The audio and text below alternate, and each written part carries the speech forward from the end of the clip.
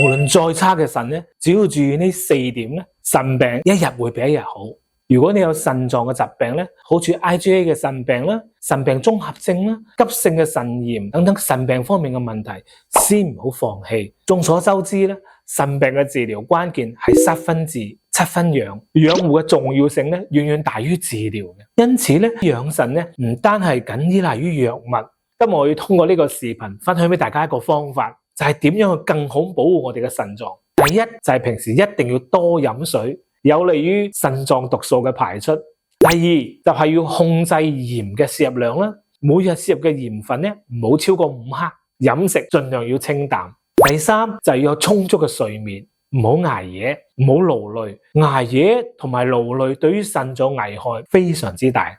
第四就係盡量唔好令到自己去忍尿，因為忍尿係一個好唔好嘅習慣。當膀胱入邊嘅尿液容量超過咗正常嘅膀胱容量嘅時候咧，就會引起疼痛，容易破壞咗我哋膀胱嘅收縮功能，可能會導致排尿好費力啦，影響腎臟健康。如果你想要腎臟變得更好，一定要好好地去保護自己嘅腎臟。